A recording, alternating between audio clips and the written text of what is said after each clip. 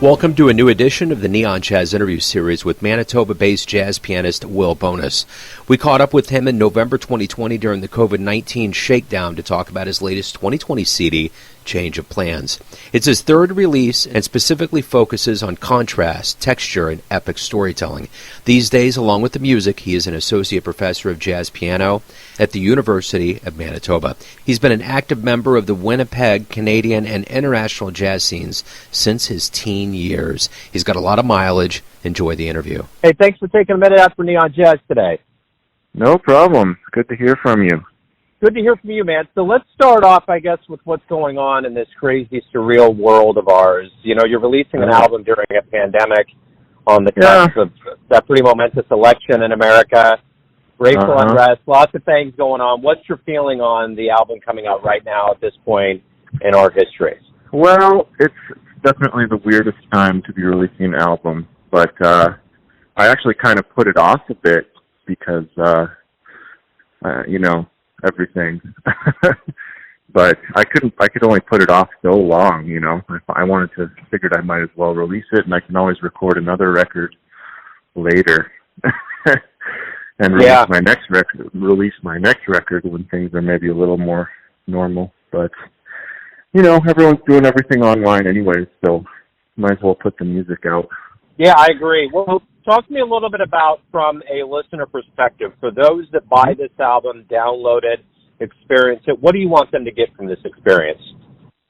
I want them to get just a lot of things. I mean, I'm really into contrast and changing it up, you know. So I mean, there's kind of an overall vibe to the record, but I want them to have a very different experience with each song. And maybe they don't like all of them, maybe they like all of them.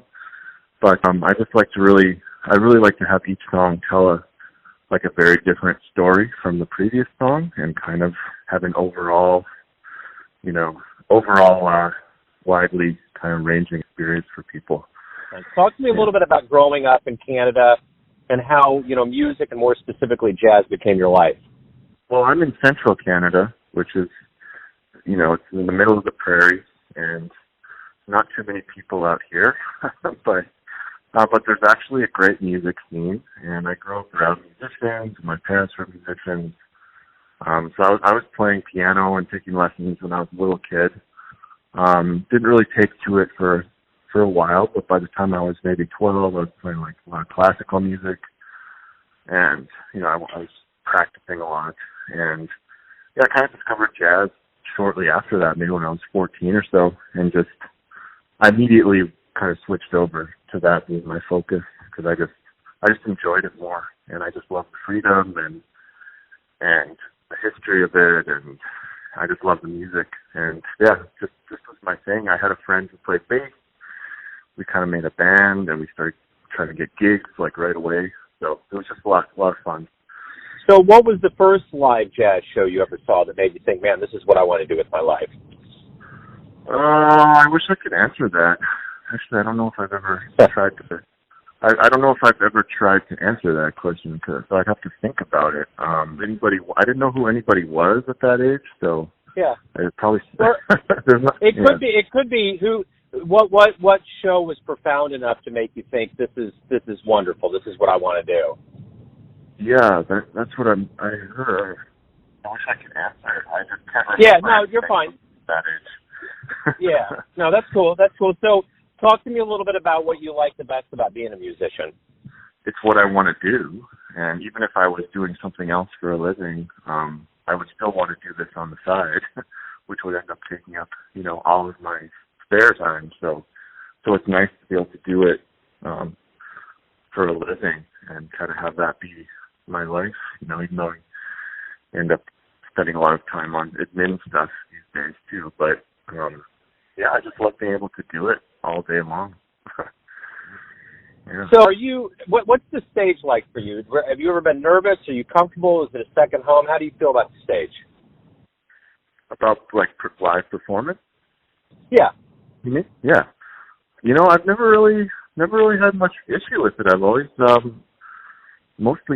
always enjoyed playing live, and never really had too much of an issue with nerves. I mean, I do remember doing a couple competitions like an early teenager, and I remember getting really nervous and I like wanted to puke.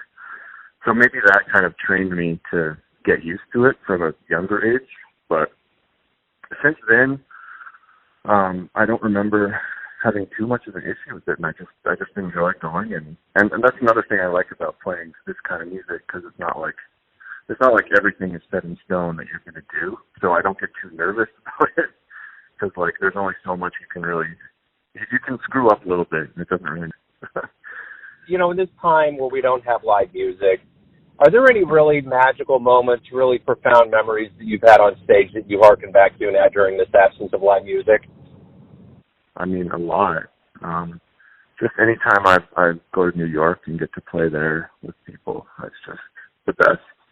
Playing at Smalls or playing at Disney's or something like that, and that's always the best, just because it's the most appreciative crowds that get it a little bit. I used to play with this drummer that was on my first record, Terry Ungully. He's actually from Missouri too. You might know him, but playing with him was awesome. I don't know. I mean, there's so many. I got to play a gig with Nicholas Payton once when I was like 20 for a concert here, and that was incredible. I don't know. There's been a lot. So if you have a dream tonight, you run into your younger self right around the time where you're going to start making music professionally. What advice would you give to your younger self? Yeah, just practice more. just practice more, and don't go out partying as much. And I think everybody has feelings like that sometimes. But I just see so many unbelievably gifted people that are at a young age doing all that and working really hard, and you always kind of wish you could go back and work a little harder, but I think I did all right. But probably that, and then I would probably tell myself to go and spend more time in New York when I was in my early 20s, because it was like kind of late for me to do it now. But yeah, right on.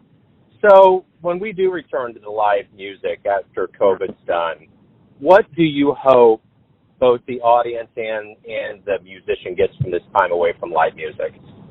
I mean, I'll say that I have been able to perform a little bit live, just because where I am, we went through a period in the middle of the summer where we had very few issues with COVID, so people were actually starting to do some live performances, and it's shut down again now. But during that time, people were just, I've never seen people be so appreciative of live music before. You could just tell everyone was just soaking it up, and it was awesome. And I like to hope that this will make people realize how much better it is and how important it is. Yeah. And they'll maybe be a little more willing to go out and support the local scene and spend a little bit of money instead of, staying at home and watching Netflix or whatever. So everyone has a perception of you, your family, your friends, your fans, but you're the one living your life. Who do you think you are? I'm just a musician trying to tell a story and trying to make the best music I can so that people have, something meaningful in their life. And that's, I don't know. I don't know how to answer that exactly, but You did. That's an answer. That's great, man. Will, thank you for taking some time out for Neon Jazz today. Good luck with the album. Stay safe up there. You too. Stay safe down there. Talk to you soon. Thanks for listening and tuning in to another Neon Jazz interview, where we give you a bit of insight into the finest cats in Manitoba, Kansas City, and spots all over the world, giving fans all that jazz. And thanks to Will for his time, cool, and music. If you want to hear more interviews, go to Famous Interviews with Joe Domino in the iTunes Store. Visit neonjazz at youtube.com. And for everything Neon Jazz all the time, go to the neonjazz.blogspot.com. Until next time, enjoy the jazz, my friends.